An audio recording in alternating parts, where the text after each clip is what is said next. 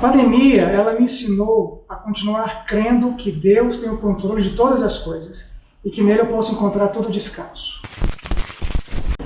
A pandemia para a CIBS ainda é uma incógnita. Não sei dizer muito a respeito, só sei dizer que vai passar. Olá, gente, tudo bem? A gente está aqui para a gravação do nosso segundo vídeo da nossa série Eu e a Pandemia. A gente já falou com o Rodrigo e com a Verônica sobre a nossa relação com a pandemia e como a gente vivia antes dela acontecer e também o que a Bíblia diz sobre isso tudo. Hoje a gente está com o pastor Guilherme e com a Sibeli. Valeu! E a gente vai conversar um pouco com eles para agora, num próximo passo, pensar esse momento que a gente está vivendo na pandemia, talvez no ápice da pandemia, e como a Bíblia e a revelação de Jesus pode nos ensinar a lidar melhor com isso. Então, vamos começar com a Sibeli. A Sibeli é enfermeira, né, Cibs? Enfermeira. Enfermeira e está trabalhando lá no front com a luta contra o Covid. Sim. Conta pra gente um pouco como que mudou a rotina do trabalho de antes para agora. Agora o trabalho triplicou, né? Costumo dizer lá pro pessoal que agora existe uma nova fase no setor que eu trabalho, que é o setor de controle de infecções relacionadas à assistência à saúde. Essa frase grandezinha que significa SCIRAS, né? Já trabalhava no setor, né? Desde que entrei lá, em agosto do ano passado, né? No administrativo. E aí o Senhor foi abençoando, a gente pulou mais uma etapa, me tornei enfermeira do setor e agora a pandemia me trouxe mais uma etapa, né? Me tornei coordenadora do setor do serviço de controle de infecção hoje do Hospital Municipal de Aparecida de Goiânia, ali no Vera Cruz. Então trouxe mais serviços, mais demandas, mais preocupações, mas também trouxe mais conhecimento, né? Eu cresci muito, e tenho crescido, né? Tenho aprendido bastante, né? Em relação a essa doença.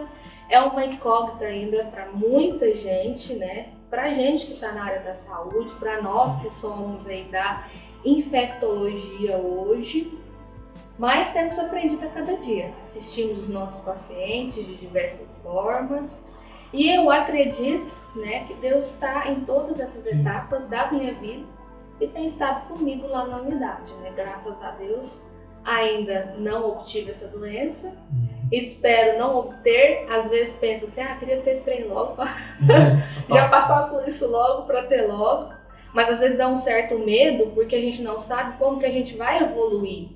Eu posso evoluir para um estado grave dela, né? Posso precisar ficar vários dias internado, posso precisar ficar entubado.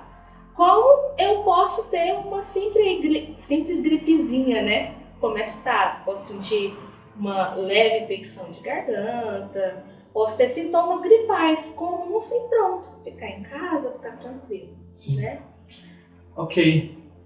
E conta pra gente se você, lá no seu trabalho, na sua lida lá com os tratamentos e com as pessoas, se você viu ou ouviu alguma coisa que te impactou, te tocou de forma particular em relação à doença. Teve alguma experiência assim?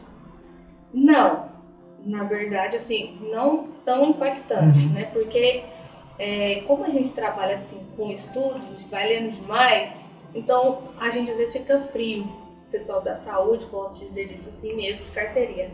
Muitas coisas não impactam a gente mais. Até em relação a essa questão dessa nova doença, né? O Covid-19, que é essa alteração do coronavírus, né? Então, mais logicamente que a gente se preocupa, e o que mais, no caso, me preocupa hoje lá na unidade é justamente a minha vida, a vida dos meus colegas, né? E o que eu acho interessante, até que citei agora, são a questão das evoluções, né? Como que cada um evolui. É engraçado que semana passada nós fizemos a despedida de 2 idosos, um casal de idosos, marido e mulher, que receberam alta da unidade. Né? E a gente tem jovens que estão precisando de suporte ventilatório, né? Então, isso poderia até citar que impacta a gente está pensando, né? Que doença é essa, né? E como somos diferentes, evoluímos de formas diferentes, né? A gente já é diferente, né? Vocês nasceram no mesmo lar, mas somos diferentes. Você lida lá com as famílias? Como que essas pessoas chegam lá e qual é o estado emocional, por exemplo, que elas chegam? Você vê ou você fica mais lá dentro, trabalhando? Eu fico mais lá dentro. Quem lida mais com as famílias é o pessoal da assistência social. Entendi. Graças a Deus a gente tem um corpo clínico muito bom que atende essas famílias, né? Porque essas pessoas que estão com Covid não podem ficar com acompanhantes, né? Então a gente tem que ficar ligando, entrando em contato, mas aí quem presta esse serviço é o pessoal da assistência social. Mas o que a gente ouve é a preocupação, né? Dos familiares em relação a essas pessoas que estão lá. Ligam, perguntam, às vezes até liga lá no meu setor, erroneamente, né? Acha que tá ligando no hospital, quer saber do paciente tal, tá lá não, tem Covid e tal. Olha, que é da Cira, se você falar desse paciente, não. Vai sair, não, tá aqui, pelo que eu tô vendo aqui da planilha, tá aqui ainda, tá tudo certo, né? Lógico que a família fica com medo, né, de alguma outra evolução que a gente não quer, né? Entendi. Mas não tenho esse acesso assim direto com os familiares, não. Tudo bem. E pastor, agora com você, a gente tem percebido que, no nosso caso, jovens, os jovens têm sofrido a tentação do desânimo e das perdas que tiveram, as perdas sociais também, de se encontrar, de sair, de mudança de rotina. Como que o Evangelho responde a essas questões? Como ter esperança quando a gente perde essas coisas que às vezes a nossa alegria estava depositada? Quando a gente não pode mais encontrar com essas coisas, o que garante a nossa felicidade? Eu acredito que tem a ver exatamente com a própria essência do Evangelho. A compreensão do que seja o Evangelho para a gente. Como a Sibeli disse, existe um fator que ninguém pode negar, que o que está acontecendo agora é um fato de fato novo. A Escritura fala de sinais, fala de situações que iriam acontecer na história, e que já deveriam nos alertar e nos desafiar, mas, pelo menos a nossa geração, ninguém passou por isso. Então, como é um fato novo, a gente precisa saber lidar com o fato novo. Por exemplo, vou dar um exemplo de um salmo, que acredito que nos traz à mente a questão do inesperado. Por exemplo, o Salmo 46. Lá diz: o Senhor é meu refúgio e a minha fortaleza, socorro bem presente nas tribulações. Aí o salmista, ao descrever, ele vai citar algumas situações inesperadas. Ele cita uma cidade sitiada, ele cita uma catástrofe no universo, no cosmos, ele cita uma guerra. Ou seja, diante do inesperado, diante de situações como essas, como nós estamos vivendo, o Evangelho nos aponta para aquele que nos traz o conforto, que é exatamente Jesus. Por exemplo, nesse Salmo 46 diz: aquietai-vos e sabei que eu sou Deus. Então, a obra de Cristo, a obra de Deus, nos conforta em saber que Deus tem o controle de todas as coisas, nada que está acontecendo está fora do seu controle, e, portanto, a gente encontra alento e resposta nos aquietando em quem Ele é. Portanto, a gente vence o desânimo entendendo que a nossa motivação central e principal não pode estar atrelada às circunstâncias. Não é aquilo que a gente perde. Como, por exemplo, a gente perdeu nesses dias muitas questões, como você disse. Perdemos o contato social. Durante meses, perdemos a oportunidade de nos reunirmos no templo para cultuar o Senhor, o que também traz uma grande significância para as nossas vidas, no desenvolvimento da vida cristã. Mas a gente supera tudo isto nos voltando para aquilo que nós temos, que é fundamental, que é essencial, que é aquilo que Cristo fez. O autor de Hebreus, no capítulo 13, ele diz assim: temos que olhar para o nosso consumador da fé. E ele usa essa expressão, né, exatamente para que a gente não desanime. A gente precisa olhar para Cristo como a nossa resposta, como sendo aquele que nos dá o descanso, como aquele no qual podemos nos aquietar, para que a gente possa continuar. eu penso que muitas pessoas que estão hoje mais desanimadas espiritualmente, talvez muito jovens, porque antes da pandemia talvez estivesse com a perspectiva do evangelho equivocada ou colocando a sua expectativa no lugar errado ou nas pessoas erradas. Eu creio que todas aquelas que compreenderam o que Cristo fez, que compreenderam a segurança que Ele nos dá, nos permite passar por essa circunstância de uma outra forma. Não quer dizer que não seja desconfortável. Como eu disse, nós estamos passando, né, por uma experiência nova. Ninguém passou por uma pandemia. Já experimentamos epidemias. Mas algo que alcançasse o mundo inteiro e parasse o mundo inteiro é uma coisa nova. Então, o inesperado aconteceu. Agora, o que nos faz progredir, caminhar em relação ao Evangelho é entender exatamente o que é o Evangelho. Entender o elemento central que Cristo fez por nós e aquilo que Cristo é para nós. Se a nossa fé está baseada nas circunstâncias, quando vierem outras situações como esta, iremos estar de novo no mesmo estado de desânimo. O que nos mantém firme é saber que Cristo reina, que Ele tem o controle de todas as coisas e de que o maior bem que nós temos é Ele mesmo. Legal. Por último, para a gente ir caminhando para o fim da nossa conversa, sobre a saúde. A gente está num momento onde a saúde é ameaçada e a gente tem medo por isso. Talvez a Cibele lá no hospital, nos leitos, vendo isso de forma mais prática ainda. Mas existe alguma indicação da Bíblia acerca de como a gente deve cuidar da nossa saúde, do nosso corpo, qual a importância dele na nossa vida, se a gente é salvo pelo Senhor Jesus, a gente precisa cuidar da nossa saúde e ao mesmo tempo também cuidar e ter responsabilidade pela saúde das pessoas que estão próximas da gente? Olha, de maneira bem específica, talvez é mais complexo encontrar uma passagem que se encaixe exatamente no período da pandemia. Mas me vem à mente duas experiências que eu acho que são importantes se pensar de modo geral. A Escritura nos descreve como sendo pessoas que se tornaram templo do Espírito.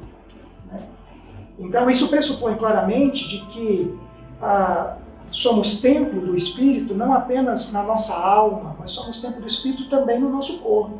Ainda que esse corpo nosso passará por uma transformação futura, quando Cristo de fato consumar todas as coisas, eu entendo claramente que isso nos leva a pensar da nossa responsabilidade de cuidarmos de nós mesmos, de zelarmos por nossa saúde. Isso pressupõe claramente que devemos nos esforçar ao máximo para fugirmos de tudo aquilo que pode nos prejudicar.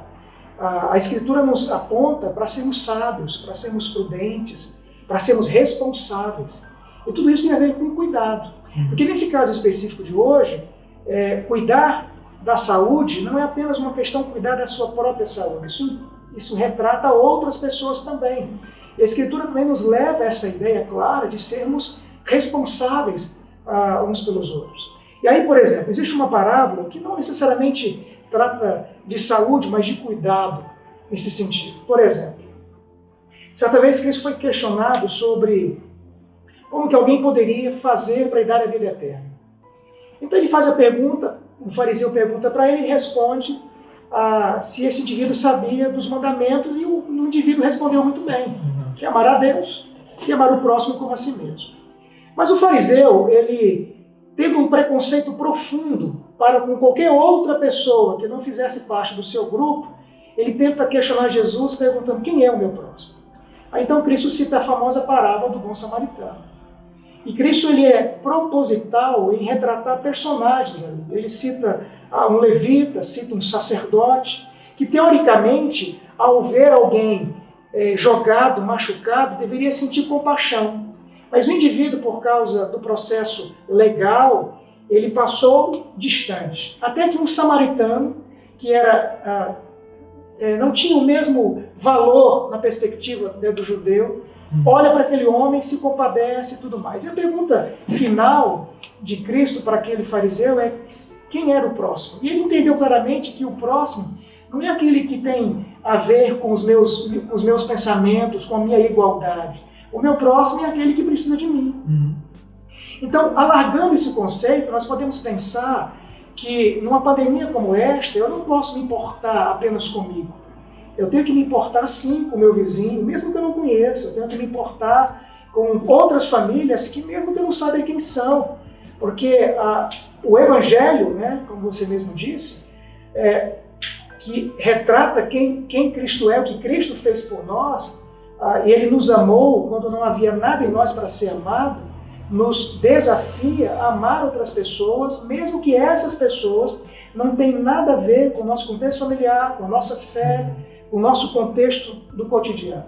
Então eu vejo que essas passagens, elas retratam que nós precisamos cuidar de nós, mas que nós precisamos também ser responsáveis em cuidar uns dos outros. Então essa parábola nos aponta para isso. Quem é meu próximo? Quem precisa de mim? Não importa quem quer que ele seja. Então o Evangelho, que é exclusivista nesse sentido, ele é equivocado. Ele é exclusivista no sentido de apontar para Cristo, como a única resposta. Mas no sentido de cuidado, de extensão, nesse sentido da igreja, ele deveria ser amplo, né? E nesse caso, dá-se um bom testemunho quando a gente entende que mesmo aquele que não compartilha da nossa fé precisa ver em nós amor por elas, porque é o amor de Cristo por nós.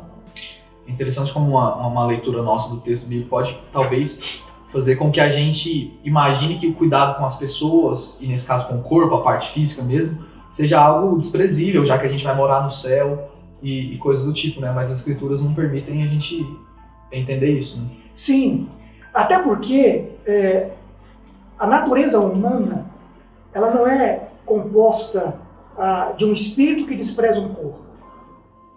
A Escritura ela parte do pressuposto de que Deus, ao nos criar, nos criou pessoas que dois elementos são importantes. O nosso corpo hoje, por causa do pecado, ele caminha num processo de decadência, o que é natural.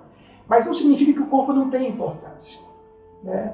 E mais, né, a Escritura sempre aponta para a figura do peregrino. Nós somos peregrinos. Eu certa vez vi alguém dizer algo que eu achei bastante interessante. Falava o seguinte: o turista, quando chega no lugar, ele não tem muito compromisso com o espaço que ele está, porque ele é apenas um turista, ele está ali de passagem. O indivíduo que é um morador, que está ali de forma fixa, ele está ali e ele já não tem mais perspectiva nenhuma. A Escritura nos diz que nós somos peregrinos. E aí o peregrino ele traz uma leve diferença. Ele sabe que não é dali, ele sabe que ele vai partir dali, mas ele é responsável pelo tempo que ele está ali. Então, nesse caso específico, mesmo que nós tenhamos a plena consciência da vida eterna, de que queremos não necessariamente morar no céu, nosso estado final é essa terra glorificada. O céu é apenas um estado intermediário. Mas o fato é que, mesmo sabendo desse estado final, enquanto nós aqui estamos como peregrinos, nós temos responsabilidade com o nosso contexto, com a justiça social, com o cuidado com as pessoas mais carentes, com todas as pessoas que fazem parte do nosso contexto. Então, mesmo sabendo de um elemento futuro, nós não podemos esquecer de que nós não somos os moradores, nós não somos turistas, mas somos peregrinos. Sabemos que vamos partir, mas enquanto nós não partirmos, temos que contribuir, sim, com o nosso meio. Sim. É isso que Cristo nos ensina. Amém. É isso aí. Vocês querem dizer alguma palavra final, Cibele, em relação a alguma indicação, sei lá, já que você tem propriedade para falar, recomendação para quem está assistindo, como a gente deve se portar, o Sr. Guilherme também, agora? Vou fazer a mesma recomendação que eu faço, né, lá no trabalho todos os dias, em todas as aulas que a gente passa, né, a gente sempre reforça os cuidados em relação à higiene mesmo, pessoal, né? Lave sempre suas mãos, use álcool gel, mas lave corretamente, não de qualquer jeito. Tem espaços certos, né? Você pode procurar aí até no seu amigo Google espaços certos da gente higienizar as nossas mãos, né? Vamos seguir as medidas, né? Usando máscara também é importante. Está aí disponíveis vários modelos, do jeito que você quiser, do tamanho que você quiser. Não deixe de usar ao ir nos ambientes, né? Cuide de você, que é tempo do Espírito Santo, cuide da sua família, né? Então, assim, quando a gente toma essas medidas, é igual o pastor falou, né? A gente está cuidando de outras pessoas também. Então, cuida da gente, cuida de toda a nossa casa, das pessoas que estão ao nosso redor. Vamos manter um pouquinho mesmo a distância. Vai ser por um tempo, eu acredito assim que é tudo novo, né? Como a gente já falou. E assim, talvez para uns vai demorar a passar, uns vão sofrer bastante, para outros, tomara que esse trem passe logo. É o que eu falo com as meninas lá no trabalho. Todos os dias nós fazemos devocional, quando a gente chega. E aí eu falo, eba, já é terça. Amanhã vai ser o dia que eu vou falar assim, com certeza. O trem tem que passar logo, tem que passar rápido, né? Se Deus quiser vai passar. E essas são as minhas recomendações para vocês. Cuide de você, cuide da sua família. Isso. Eu diria, como a Sibeli disse, do aspecto da saúde, né? Eu acho que ela está certíssima. Temos que ser responsáveis e cuidar da nossa saúde. Eu diria, então, que enquanto passamos pela pandemia, devemos também cuidar da nossa vida espiritual. A gente tem uma tendência a ir esfriando. E a gente esfria, né, no aspecto espiritual porque a gente não se alimenta constantemente, regularmente de uma caminhada com Deus. Então, viver com Deus não é viver de domingo em domingo, mas viver todos os dias e buscar o Senhor todos os dias. E é exatamente a vida com Deus que determina as demais realidades nossas, cotidianas. Então, o que eu diria é que, enquanto passamos pela pandemia, não sinta medo no sentido de não perceber ou de se esquecer, na verdade, de que o Senhor tem o controle. Então, não tenha esse medo demasiado. Confie no Senhor, aquiete a sua alma em Deus e busque. Não permita, por exemplo, que a ausência dos relacionamentos da comunhão da igreja, por exemplo, te impeça de orar todos os dias, de ler a Escritura, pois nós precisamos continuar firmes e caminhando com o Senhor. Então é preciso que a gente cuide da nossa saúde física, mas também cuide também da nossa saúde espiritual, porque iremos continuar depois de tudo isso. Amém, ótimo. Valeu, gente, obrigado por terem vindo. Semana que vem sai o último vídeo para a gente terminar de conversar sobre a nossa relação com a pandemia. Até mais!